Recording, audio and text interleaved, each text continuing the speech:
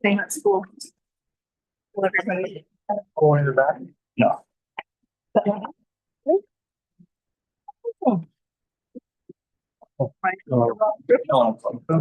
been a lovely week. It floated out. So we got put over here temporarily and never got put back. Together. Get to sit amongst the. Yeah. The lights. All right, so this Yes. personnel live streaming. I'm not gonna worry about it. We have to go first. We're all set, live streaming. Okay, I'm gonna start the meeting for the pledge of allegiance. Keep going down. Pledge allegiance to the flag. of the United States of America, and to the republic for which it stands, one nation, under God, indivisible, liberty, and justice for all.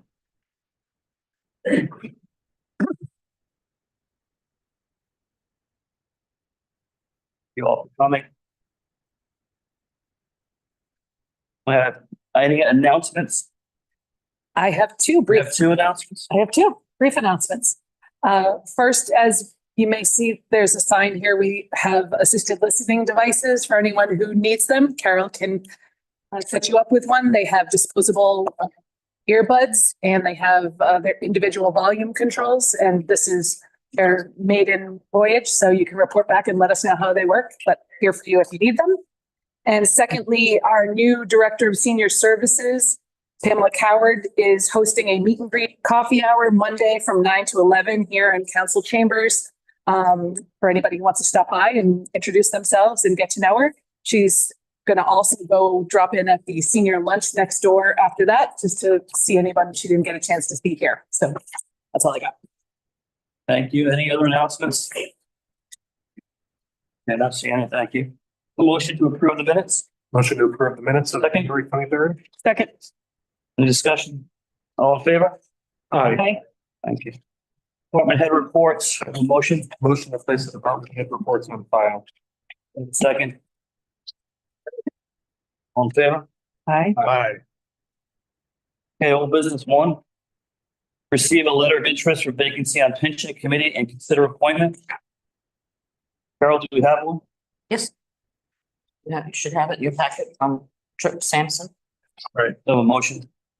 Trip Sampson is the only applicant for the vacant position, which was precipitated by Steve Hand retirement. And I heartily endorse his appointment. Second. I moved it. Sampson appointed to the pension committee. Second. All in favor? Aye. Aye. Old business two, appointment to a recreation committee term until February 1st, 2028. It's with deep regret that I have to accept the withdrawal of probably the most dedicated public servant I've had the pleasure of serving with, Ed Mayato, and he's sitting in the back. Ed has been on the recreation committee for over 20 years. He was there when I started. He was integral with me being on there. He was with the playground committee for probably 10 years before that. If you ever needed Ed to go down and check the water on something, or something needed a nail in something, or you needed to call him and ask for his opinion, he was always there. I cannot think of anyone that I've worked with that I have more respect for than Ed Mayato. And so I regretfully accept him stepping aside. And I expect him to step up again when another opening comes up. And there will be no need to have him come in for a interview when he does step up for the next time. And hopefully that'll be sooner rather than. We have a motion to appoint John LaRue. Do I have a motion? So moved. Do I have a second? Second. All in favor? Aye. Thank you. Appointments to fill two vacancies on the planning board. The first one we will do is A, the term expiring February 1st, 2029. Do I have a motion to fill that position? I'd make a motion to fill that position with Carter Wilkie. Second. Do I have a second? Discussion? All in favor? B, to appoint another planning board member, term expiring February 1st, 2028. Do I have a motion? I would like to move Paul Golembeski to be appointed to that, in that I believe that this moment in time will benefit someone with experience both on council and on the planning. I'll second that. Discussion? All in favor? Aye. Any opposed? Opposed. I have 2 ayes and 2 opposed. That doesn't pass. Do I have another motion? I'll make a motion that we appoint Sheila McIntosh. I'll second that. Discussion? All in favor? Aye. Any opposed? 1 opposed. That's 3-1. Thank you for that. Old business 4, update from architect, status of 30 and 32 Commons feasibility. And we have Lisa Hutchinson over here. And we also have Ray Gomes, who is our fire expert. Do we have that up on here? Well, hang on, I could only do that one at a time. No, I don't know. We're going to start with The feasibilities. Ray Gomes, who is an expert on Oddfellows or the Grange, if you like to call it, and give us his report on the fire issues there. So, on the Oddfellows Hall, Yes. so, the deficiency there currently is, you had a hearing with the fire board, in November. There was a variance granted for time. The current use of the building with assembly use on the second floor in a wood frame building would require the installation of sprinklers or an alternative plan to meet the code compliance. So you've been granted 6 months, which I believe is April timeframe, to go back to the board with a plan of action on how to address the sprinkler deficiency in the building brought on by the use of the second floor as an assembly occupancy in a wood frame building, basically. So it's my understanding the second floor of Oddfellows has been shut down. You cannot use it. I believe the variance till the plan of action is brought back to the board. That is the direction of the fire board, yes. It's also my understanding that it won't be reopened until it's sprinkled, until there's a sprinkler system put in. I know that we can go back to the fire board and ask for some relief for that. But as we stand right now, that's why it's closed. Correct. The direction of the board was come back with a plan of action. We could go back. There was another plan of action, but currently we're investigating the design criteria to put sprinklers in the course. So until we go back to the board in April with either a plan of action for an alternative solution, similar to town hall when we went and got the variance for this space last year or a year and a half ago, we had to provide egress solutions, the graded hallway in the back. So either an update to enhance the safety of the second floor to allow for the occupancy to continue, or provide a timeline to install sprinklers would be what the board would be looking for to regain use of the second floor. Right, so we'd have to go back to the fire board to put something, if it's not sprinkled in here, we'd have to have some kind of substitute for that. We do have on record, Petra has said he would rather put a sprinkler, that's his opinion, than do what we did here. That is correct. Anything else you want to add, or anyone else want to ask any questions to Ray about the Grange, Oddfellows, 32 Commons, all the same? Anything you want to add? Nope. Thank you, Ray. So you stay there. You have a fire question, but you can't speak out at any point I'm not seeking it. after this is over.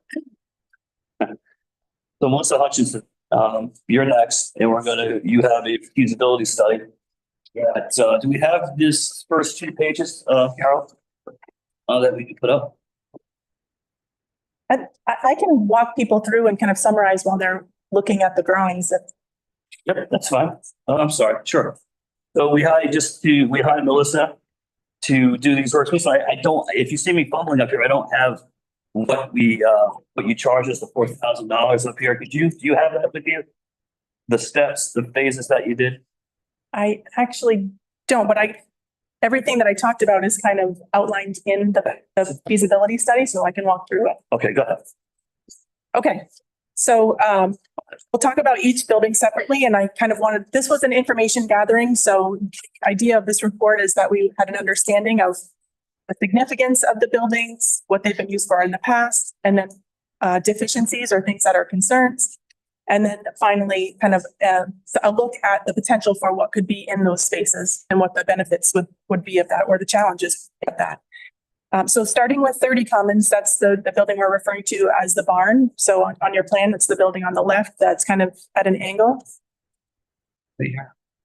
In terms of its architectural character and significant features, it's a one-story building with a large overhead door facing the street. It's cedar shingle sided, and it has a lean-to building, which is kind of a garage attachment on the east side, with 6/6 double hung windows. So this building has been used for the Department of Public Works. It's been the fire department, hence the name Fire Barn, used as a jail, and also the Hearst House. Being in this building and measuring it, I think I was privy to a lot of interesting and kind of exciting stories about people's fond memories of that building. The fire whistle going off and volunteer firefighters coming. Ted Bonington told me a story about Boy Scouts and, building those little race cars and, testing them inside the building. So he had considered the potential that maybe this building is not in good shape and that it should be demolished or something else, or just for open space. But I would say in looking at the building, it does have some deficiencies. There are broken windows, outdated fixtures, the doors aren't wide enough, things like that. But in general, the building is in very good condition and could easily be adaptively reused as something else. And even though it's not architecturally significant, I would say that in terms of its history and people's kind of nostalgic attachment to the building, it could fairly easily be rehabbed into usable space by the community. So the big concerns there really are some missing siding, doors that are not wide enough, rotted shakes, broken windows, things like that, all things that are very fixable. So then switching to 32 Commons, which I'm just kind of labeling as Oddfellows, just so that everybody's kind of on the same page. That's the building that's on the right-hand side. So that does have a little bit more architectural character in terms of thinking about its preservation and having significant features. So that is a Greek revival style 2-story, was previously a church. It's a nice Victorian hood on sawn brackets in the front. Panel corner pilasters, clapboard siding.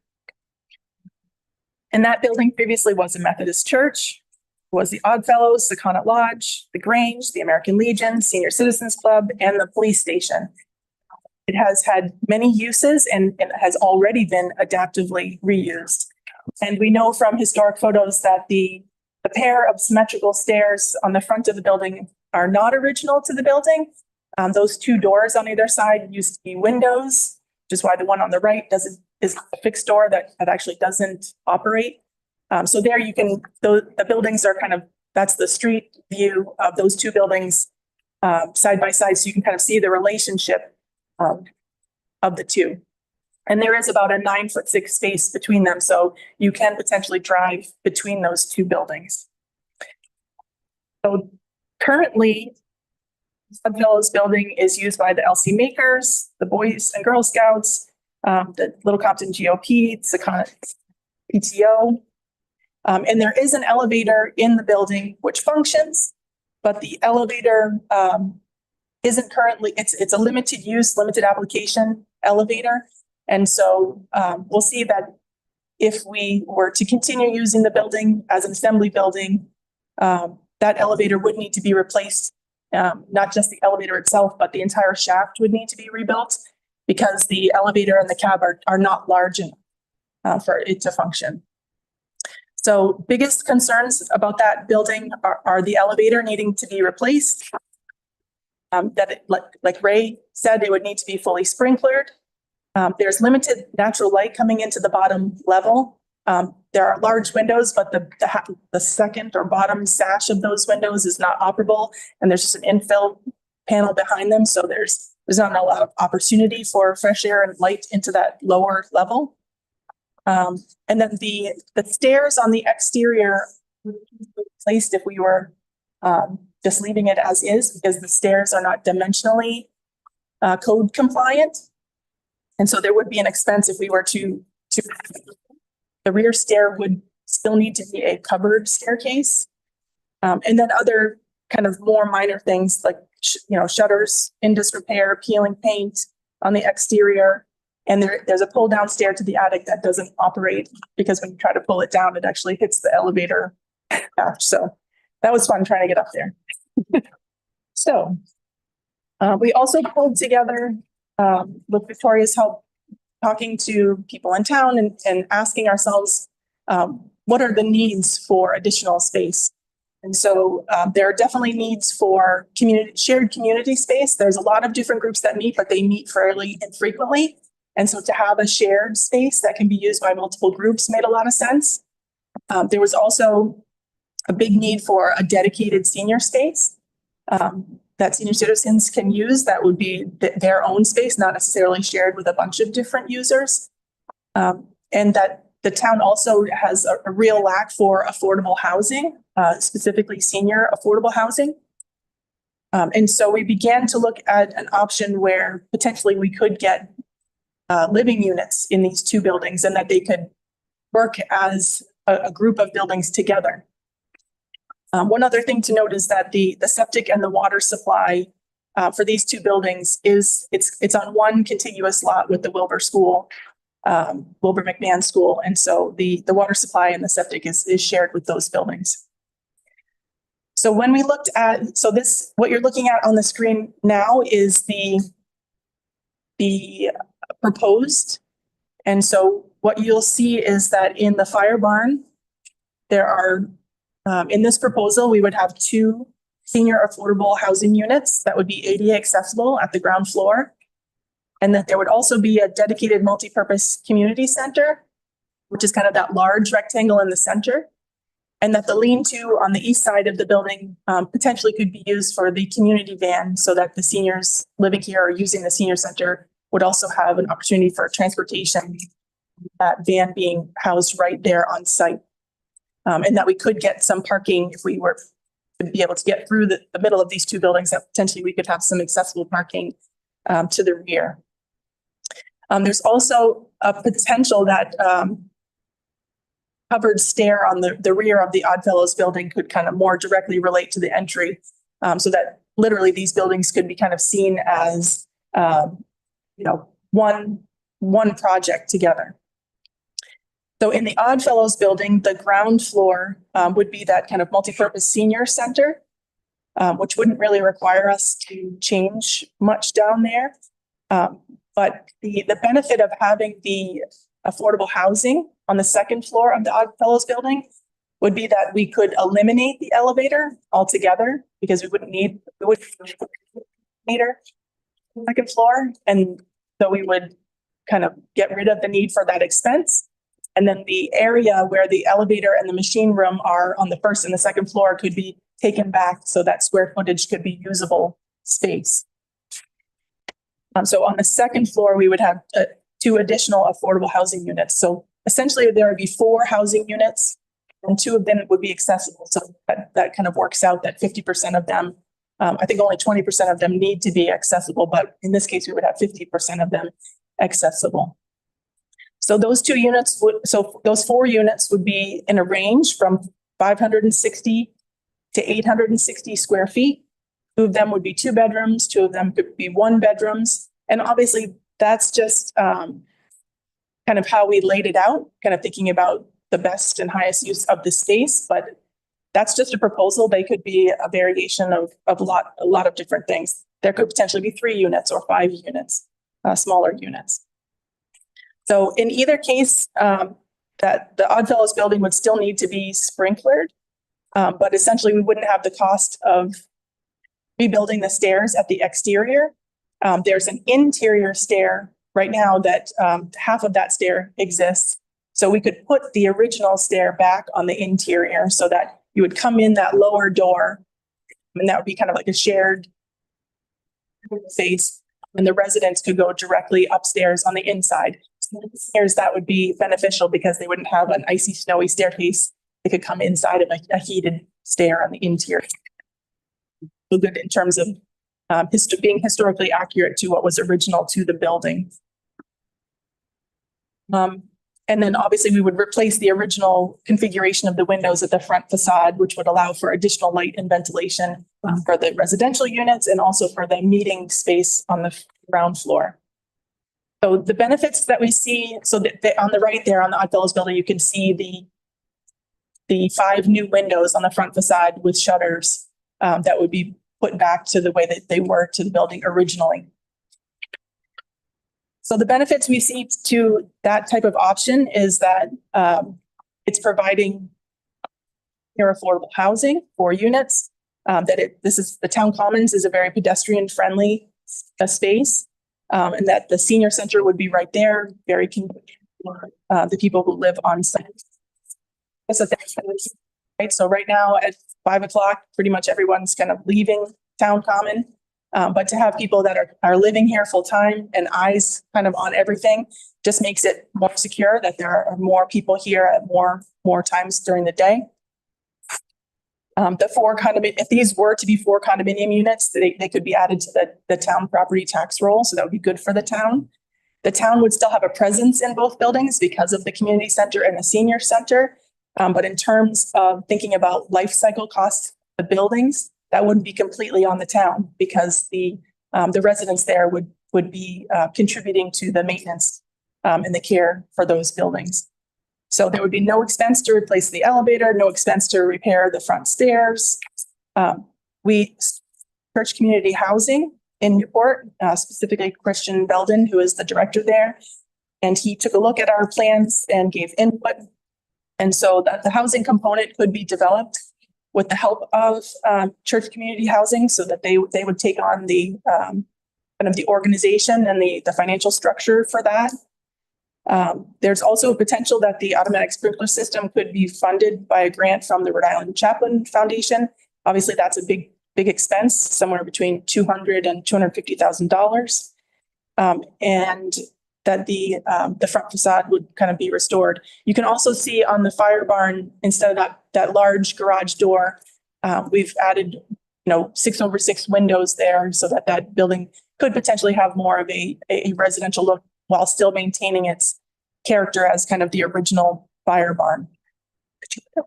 So in terms of requirements, we would still have to go through planning and zoning to do a multifamily housing project here. We would need to make sure that we had the appropriate number of parking spaces. But I think that there's enough room on site that we could accommodate for those. And we also spoke with civil engineer Bill Smith about the septic and making sure that those new residential units could be supported. And so he's investigating that further, but we believe that there's a possibility that we could not overload the existing system, the existing on-site wastewater treatment system. If we do overload that system, there's also the possibility that we could install a separate septic system that would be dedicated just to these 2 buildings. So that's kind of option 1. So if I could interrupt you there. So that wasn't much to digest, right? That was option 1. Okay. So there's a lot of things we can do. Melissa was hired to give us an option, and she has. And if I'm understanding correctly, this option here that we have wouldn't be financed on the back of the taxpayers of Old Compton. if we partner up with an entity like Community Church Housing. Yeah, so that's the real benefit of, Right. So I talked with the town administrator in Portsmouth today, Richard Rainier, and they're doing, as you know, I don't know if anyone else knows, a senior center over there with a whole new building. They're paying nothing for it. So it's quite interesting. That's what this option is. So we'll go to option 2. so option 2 is very similar to the uses that the buildings have now. So the fire barn would continue to still be used as kind of maintenance and some storage. Even if we had a new DPW building, this could be kind of overflow space for storage and maintenance. The main garage space could still be used to house the senior community van for transportation. And there's a potential that we could demolish the lean-to that's on the east side of the building to make more space if we wanted to basically connect to the property behind it, if that were in the future potentially to be used as parking.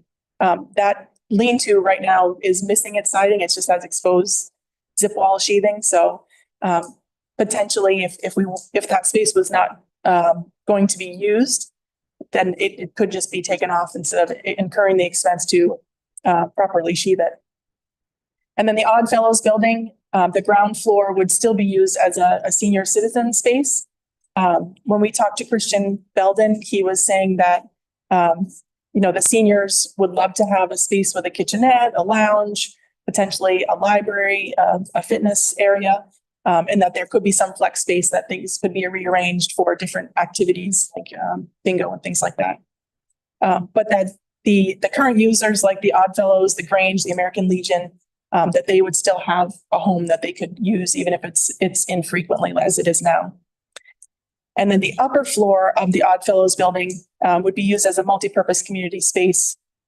So basically the LC makers and other groups could use the second floor as an assembly space. So if that were the case, there would be the benefits of that option would be that there would be additional community space for the thriving programs that are already working really well in town. But again, just like option 1, you'd have a great dedicated senior citizen space with indoor parking for the community van. And it wouldn't require any specialty permitting because the occupancy and the use would remain the same as they are now. The challenges to that scheme are that the existing elevator would need to be demolished. Shaft would need to be built, a new elevator. So that's in the ballpark of $140,000 to $180,000 for a new elevator, for the cost of the elevator and the installation.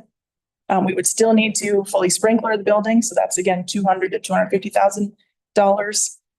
And then we would still need to replace the existing exterior staircases on the front and the rear of the building, since those are deficient. And then just as a side note, in either of these proposals, I think it would be lovely that we could create an interpretive panel that would depict the original building, its original uses, and some historic significance, and that would be kind of visually present in the shared areas of both buildings so that people could have a greater appreciation and understanding of, what's been here before and kind of all of the information that we've been collecting. So if I understand you correctly, on option 2, the cost burden will be on the taxpayers because we're not partnering with an entity such as Church Community Housing. So first option costs you nothing if you partner with Church Community Housing or another entity like that. Option 2, the fire barn stays as it is. It's our responsibility as a town to maintain it, make sure the windows, are fixed and keep it the way it is. We come over to Oddfellows, still have to pay for the elevator. We still have to pay for the sprinkler. Still have to pay for the stairs to get a senior center in there for them. Is that about right? That is a good summary. I think it may also be, depending on the direction that everyone thinks makes the most sense, I think that it would be wise also to do kind of a life cycle costing, cost analysis to see what exactly that burden would be down, not just the initial costs of rehabbing the buildings, but what the cost would be, over the next.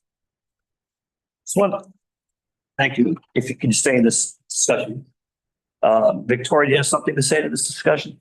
Well, I would add a little asterisk to what you just said, which I don't think it would be nothing for the town in option one, because we talked about having that mixed community space potentially in the center of the fire barn, and that wouldn't be something that I don't think would be covered by an affordable housing grant or a community development block grant that church community would be leveraging for their funding.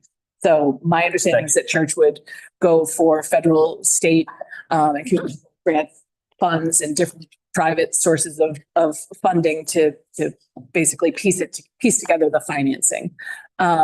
I do not, I can't say that I understand it all completely, but I believe that it would require a 99-year lease, like a ground lease program with church community. Are you familiar with, I'm sure you're familiar. There would be a 99-year restriction Yes, for the affordability.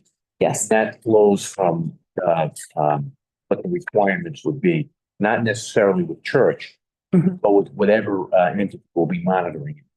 So just to step back from my perspective, the way I see this is we are faced with buildings with deferred maintenance and fire life safety issues that have to be addressed. We don't have a choice about that, but we do have a choice about how we go forward with those things. And so to me, it made sense to hit pause, engage Melissa, have these as-built drawings done, and these ideas put together for us. And I thank you, Melissa, for doing great work in a short amount of time. And then when we started thinking about the highest and best use for the spaces and the community needs, we've been hearing a lot about the need for a senior center. And obviously we have a housing crisis in town and 0 units of senior affordable housing. So when I heard about what Portsmouth has done with the Ade Bethune project, and they're creating, I think it's 50 units of affordable senior housing and a senior center, and it's costing the town 0. My ears perked up and thought, how can Little Compton get a piece of that? So that was sort of what opened up the conversation with church community. And Melissa and Patrick and I have spoken with them in pretty much detail about how that could possibly work. Patrick spoke with the president of the Portsmouth Town Council, their town administrator. We spoke with Michelle McGaugh this morning, who was involved in the project. And we've gotten a lot of really good feedback about church community and the work that they do for communities. So that's the thinking. But it's just one scenario. And because we've been doing so much work on this, we wanted to share it out with the rest of the council and share it with all of you and everybody watching at home, and get some feedback on it. So that's a nice segue. I'd like to get some feedback from Patrick Bowen, who is the chair of the Housing Trust, who we've talked to about this.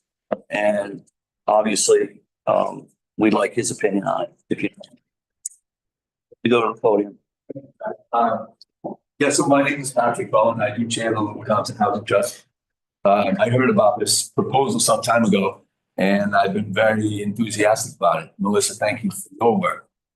It seems as though if we can at once preserve historic buildings, perhaps eliminate some hazards, provide for a senior community social space, as well as provide for senior housing here, all without costing the town too much. It seems like a win for everybody. So I would heartily endorse this proposal. I know it is on the Housing Trust agenda on Monday night, and I do hope that we can put forward a resolution endorsing the concept of affordable housing in a senior center, these 2 buildings. You know that the Housing Trust already is working with church community housing for single family units off of Oak Harbor Road in Little Compton. And they certainly are the ones to partner with, it seems to me. For decades, they have been providing for the affordable needs of town residents here. So we're happy and really pleased to be able to work with them. We would love to be able to help in any capacity in this proposal as well. So I remain ready to be called. Thank you. Thank you. Thank you. I'll ask anyone on the council, or Andrew or Bob, if they want to comment on this feasibility study update. I think that this is a fantastic proposal, exciting to see the buildings repurposed and reused in such a way. They've played so many different roles for the community in the past. It's kind of neat to see how we use them going forward as we look towards the next iteration. I'm just curious what the next steps are and what we need to do. Yeah, we can get into that. I think we need to socialize it, which is what we're doing. And I think people need to respond. I personally think it's a great idea. I think it's a way to come out of what appeared to be a challenging argument for what do we want the building to end up looking like. This proposal would have it end up looking exactly the way it was built. And I think that's in keeping with what we're trying to do in the Commons. I also think that it gives us as has been adequate or carefully explained, it gives us a step up in senior housing more quickly than I see us being able to do it other ways. So I look forward to the response that says, but how about, because that's how we've done the things that we've done thus far, is that we look at the public and say, what say you? And I would encourage those who are watching from afar, as well as those in the room, and the rest of the citizens to get back to us through whatever path is best for you to tell us what you think. Thank you. I have a question. Go ahead. More information about the church community organization, who they are. So they're nonprofit housing developers. They facilitate all sorts of nonprofit affordable housing projects, senior housing projects, senior community centers. Do you know more about what they do other than you want to go? So what's known as a community development corporation. Community development corporations in Rhode Island pretty much go by territory.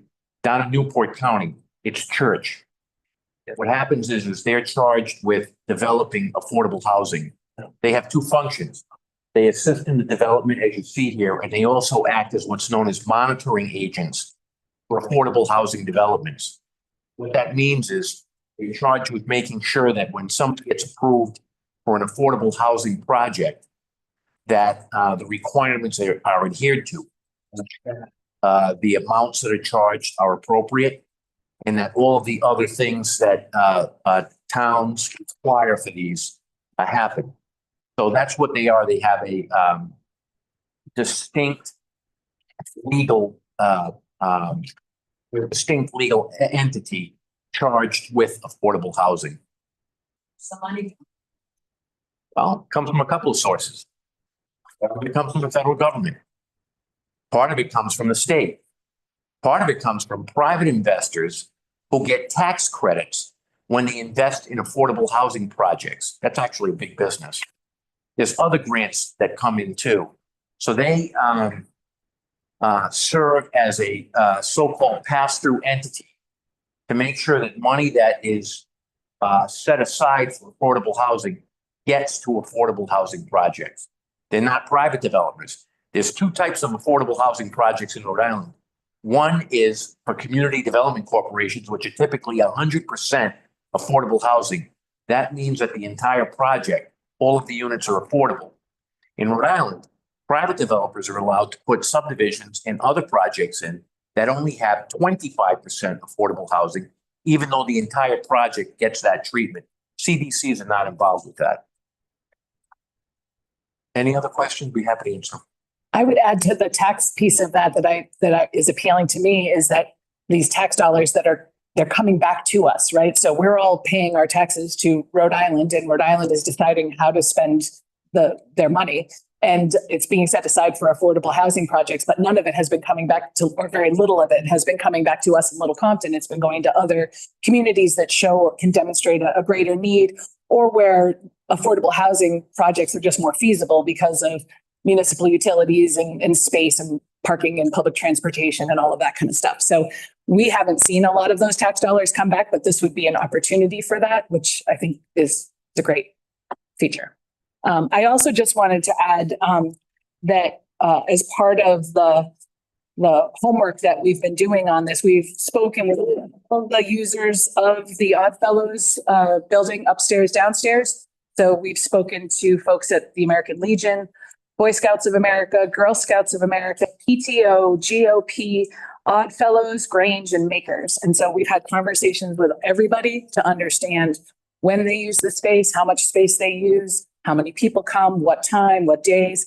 And so we have a pretty good handle on that. And so that's informing us. So whether it's for you folks here or at home, we're having those conversations. We're not ignoring those users of the building. I just wanted to clarify that. Any other questions from the audience on this initial baby that we just floated out there? Andrew, you asked about the next steps. I can only suggest that we ask Church Community Housing to come next meeting. And we can discuss with them.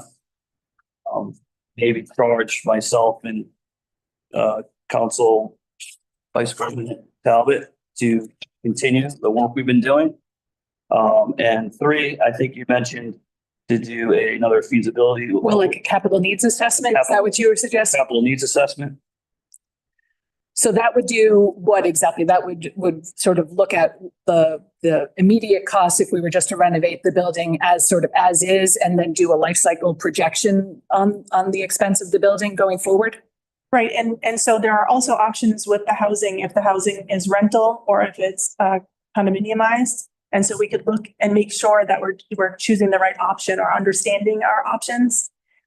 Preliminarily, it looks like having it as a condo makes a lot of sense, and that the town would still have a presence in each of the buildings so that they would still have a say in the look and the treatment and the maintenance. But it would be better to understand that at a more clear level so that there's no unforeseen, we kind of go in eyes wide open and having an understanding of the shared space between the actual homeowners and the town community space that's in the building. And I would just add that one thing that Christian shared with us from the experience over in Portsmouth that they created was basically like a council of stakeholders. So someone from the senior center representative, someone from the council, someone from the different groups that use the buildings, and together it helped to inform their decisions and have agreements going forward. So that would be something as well.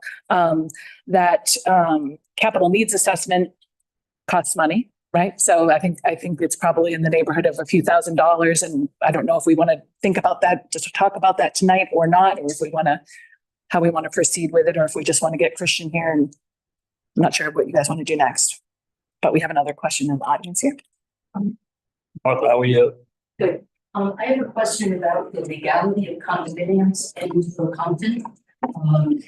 A number of years ago, when the Stonehouse Club attempted to make some condominiums out in the barn with 99-year leaseholds, they made two robots and that. So just thought that's out there. Your consideration. May I answer? Yes. Condominiums considered a form of ownership. And ultimately, the town does not have control of that unless it is through the planning process. And the Stonehouse case, which I'm not highly familiar with, presented some challenges, not so much the ownership, but what they were trying to do with the property itself. But if you open the door to condominiums in general for the town, then it's a whole different ballgame, I think, but I'm not. Well, I think with affordable housing projects and comprehensive permits, I think the door is wide open for getting affordable housing done regardless. Right? Essentially, the new state laws that they passed for affordable housing kneecaps the town when it comes to matters of that nature. Only for affordable housing, but nothing else. Patrick? If I can only add that, I believe being in the commons, both of these buildings are commercially zoned, and as such, they're a neighborhood density. And so, on the own condominium or rental condominium within an existing building, I think could be feasible, certainly. But no doubt this is a new thing, right? So we're talking about a new thing, and the details remain to be seen. But this is the conversation. This is how we start. Actually, it's going to be very difficult to do, but it can be done. For me, I already have little gray hairs. I have gray hairs. So I'll make a motion to fund a capital needs assessment up to $3,000. Option one. I think we should find out, I think we should get a price for what it costs first. Oh, I'll second that. and we'll have a discussion. Discussion. I think we should find out, get a price from someone who does it. I've spoken to one person who said 3,200 to 3,500, but I've only spoken to one person, so we should probably get some prices. Okay. Any other discussion? You want me to change my motion? Happy to do it. I think so. All right. I will recommend my motion to $3,500. I'll second that. Further discussion? All in favor? All right. I'll also make a motion to charge Counselor McHugh and Talbot to continue their research on option one. Second. Discussion? All in favor? Aye. Do we need to make a motion to reach out to Chris Belden and Church Community Housing? Or can I just make that charge to someone? Do you need a motion for that, or can that just be part of our, Doing. what we're doing? Okay. Right, or you. Thank you. Old business 5. Update on finance office training and action on further training. I think we have an amendment to this. Tony, would you like to discuss it? That is correct, Mr. President. I asked that you substitute the old item that was there that I had submitted originally for the new item, which states that in order to address some of the issues with payroll, I have engaged the service of Padma De Silva by training for payroll processing. Ms. De Silva is very experienced with matters of this nature, and so far her training has been very helpful. The funds for this service come from the training line item in the budget and initially will not exceed the $1,000 that it's been allocated on this line item. Her engagement complies with section 2.6, period 1 of the table code. I ask that the town council ratify this engagement and also authorize Ms. De Silva's services to continue beyond when the funds in the training line item are exhausted. Additional funding for this service will come from the finance department expense account. And by the way, Ms. De Silva is considered a consultant and she would be paid through a 1099. I will make the motion to continue with Mr. Silva's training. Any discussion? Not seeing any. All in favor? Aye. Any opposed? Thank you. New business 1. Request from Recreation Committee for the town to hire Activitas. How many people can say that, right? Give myself credit. To proceed with creating a RFP pickleball tennis court project. Would someone like to discuss this RFP? That might be sitting in the back. Yes, I just, I'd like to refer you to the bidding process schedule. And we're recommending the bidding process strategy. And that's with the design portion starts now, so the project can begin finished by the fall. If it goes too late in the fall. No. So that's why we have 2 motions. First motion is Excuse me, David, can you do me a favor and come up to the podium? Thank you. Anyone watching through the video won't be able to hear you.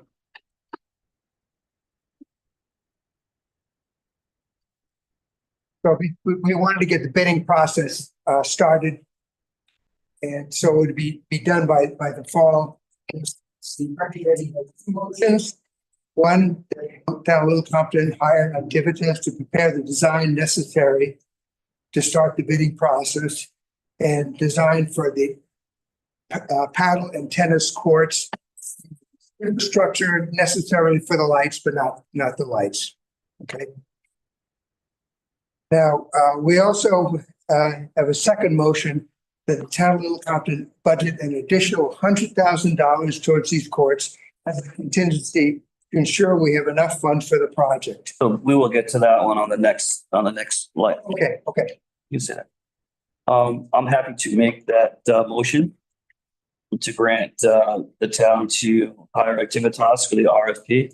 So second, Second. all in favor? Aye. Aye. Okay, new business. Receive and consider the following request for budget funding FY 26.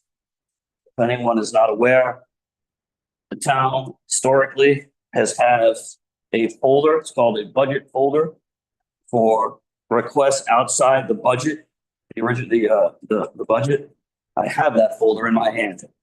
It's here it is. So we have all of these. We have, how do you whisper into me? East Bay Community Action Program, $750. Little Compton Community Center Senior Lunch Program for $30,000. Little Compton Food Bank, $37,500. Stay at Home in Little Compton for $11,900. Recreation Committee request for $100,000 as contingency funding. So we are going to accept all of those. They're going to go into the budget folder and it will be voted on in 2 weeks, February 20th. So thank you. I appreciate that. If I need a motion and to accept those.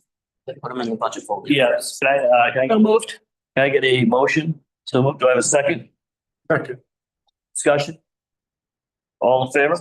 Aye. Aye. Thank you very much. Okay. New business. 3. Receive a brief presentation from the town administrator regarding his work, the F-26 budget. I think that's me, right? And it'll be brief because obviously we don't want to get too in-depth at this point. I know we've had quite a few presentations already, so I'll be as brief as possible. There are 3 items that I provided to you this evening. One of them was 2 updates, one for the police department and one for the IT computers. So please include those in your binders for future reference, for the next upcoming meeting.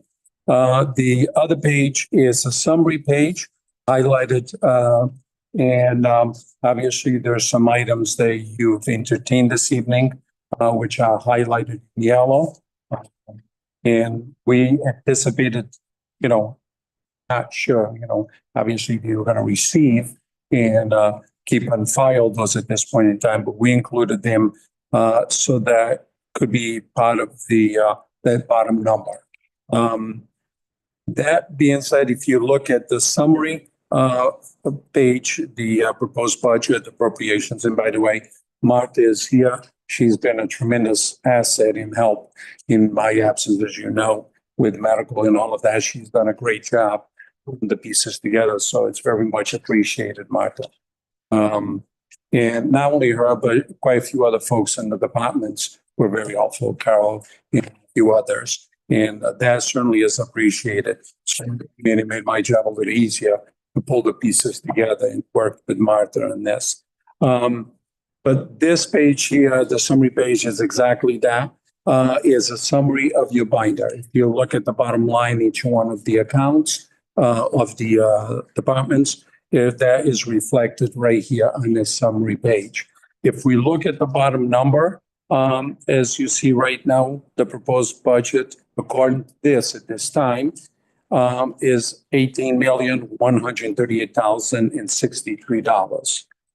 That is an increase from last year's budget of $439,341. If we take that into a percentage, it's 2.48% increase in the budget. However, Councilor Mushin has worked these sheets more times than I have. I certainly welcome any other comments on that particular sheet. Only to be careful to not assume that an increase in the budget of 2.48% is therefore under 4%, so we're in good shape. It is not that which is constrained. What is constrained is the change in the tax rate that results. So the tax rate may not increase more than 4%. So I'd only caution people to say, just because the budget layout is only 2.5% greater than last year, we're great. We have to look carefully at the actual tax rate that was, or the tax burden that's put on the people of the town. That's what has to pass muster. And in fact, Good news, this suggests that the budget is not dramatically increased over last year, and therefore we would expect that this will, given the fact that state aid will also likely increase, it typically does in certain areas, we would anticipate then that the tax rate would not increase dramatically. That's a very early prognosis. It's a good position to be in. The $100,000 that were spoken of during the more recent conversations, that probably goes in the wrong direction at the moment. We'll just see how that all works out. But this is all part of the process that we use. Thank you. and if I may add, obviously at this point, you know, we're not completed with our tax evaluation. That's still ongoing. I spoke with Denise and she says, I'm working as hard as I can to get those numbers to you. So, and she has, there's been an employee from Vision, who is the company that helps with the taxes, the tax evals. And they've been working very hard. I can tell you on a daily basis, I dropped in just to kind of nudge things along so we can get a number. So if I may just very quickly, point out some of the things that weigh into this year's increase in the budget would be the contract negotiations, which was, there were 3 contracts that were negotiated this year. Last year, with in fact, starting July of this year. So it does impact FY25, FY26 and FY27 budgets, but specifically for FY26. The request for additional, on this budget, there's a request for an additional DPW employee to bring the number to 4 full-timers and 2 part-timers. In speaking with the director, Ted Barrington, in observing much of the activities, especially now that you have a ticket system where they keep track, you know, the work. It's demonstrating a need to have some additional support there. The new director of senior services, that is somebody else that's in the proposed town-wide IT department to include all town IT services that would include public safety, town hall, and school. That's something that I've included in here as a proposal. Increase in capital budget from $250K to $300,000 for projects that we anticipate that are going to need to get done. And pension contribution, there is a short increase last year. We're very fortunate that the interest rates were good, and so there was a decrease. However, this year, if I understand that Councilor Martian is much more versed on this, he can certainly weigh in on that, but we're going to need to bump it up, I believe, close to $100K this year.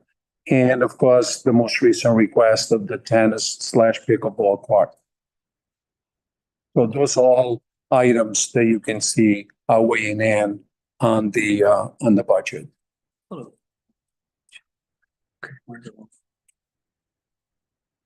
I'm done. Okay. Any other discussion? Okay, thank you. For request from the Little Council Community Center to be allowed to place a storage container on the lawn between 32 and 34 Commerce for roughly April 14th to 28th. Storage chain will be used to store goods, donated goods for the annual rubbish sale. On motion. Make a motion to approve that. Second. All in favor? Aye. Any opposed? Yes. Additional request to place a banner at the transfer station on the railing between plastic and aluminum recycling containers from April 1st to the 25th, announcing the event. Little Council Community Center will accept donations. Of a motion. Has anyone talked to the? All right, let's talk. Yeah. Tony, Town administrator. want to talk about this banner? I really wasn't prepared to do that. Is there going to be an issue, a banner issue? No, I don't foresee a banner issue. I mean, that's me, you know.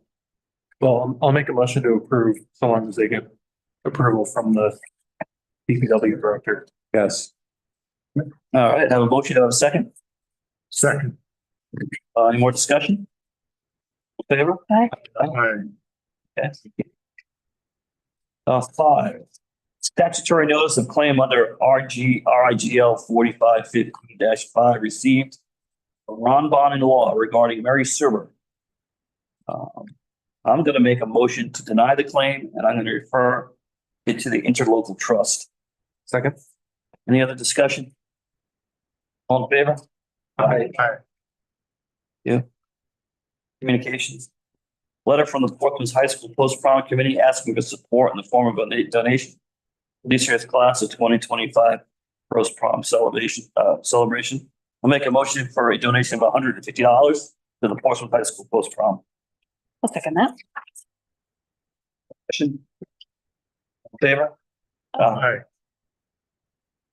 2, communication from the U.S. Department of the Interior Fish and Wildlife Service offering bolstering ecosystem. Does that say bolstering? Bolstering, I believe. Actually, There's a T missing in there. Bolstering ecosystems against Coastal Harm Act, Beach Act, and offering available to access further data and information on the new laws. On file? Second? Second. Do you want to do discussion? You want to do something else? Yeah. I wonder if we should refer this to the Beach Commission. I'll withdraw my motion. I would move that the matter be referred to the Beach Commission for their comment and brought to a future council agenda as appropriate. I'll second that. Further discussion? All in favor? Aye. Electronic communications from residents expressing concerns over the amount of. Did I? Number 3. Oh, I'm sorry. Number 3, I'm sorry. Request from the ACLU Rhode Island to consider amending the town ordinances regarding the issue of federal immigration enforcement policies. I move to place this matter on file. I'll second that. Discussion? I discussed this with the solicitor who is working with other solicitors on the subject and offered to come back to us with a memorandum. So do you want to speak to that? This communication that you've received have been sent to all the 39 communities in Rhode Island on this. And we've been working on some type of a legal response because there are questions about what the effect is on local law enforcement if this ordinance was passed and how that would comport with existing Rhode Island law.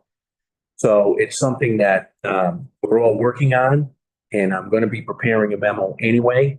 I don't mind coming back and giving you a memoranda on the effects of this ordinance and what it would entail for the community. I'm doing it anyway. I would amend the motion to place this on file pending receipt of the update from the solicitor. Do I have a second? Second. Any further discussion? All in favor? Aye. Opposed? Thank you. 4, electronic communications from residents expressing concerns over the amount of salt being placed on the state roads during snow events. So we had a more than a few, and is a concern of excess salt on the roads, on state roads, putting wells in potential jeopardy, the runoff. I think it's a pretty serious concern. I've talked with Michelle McGaw about it. She says she's going to do her due diligence on it as it Lou DePalma. For anyone that'd like to talk about this from the audience.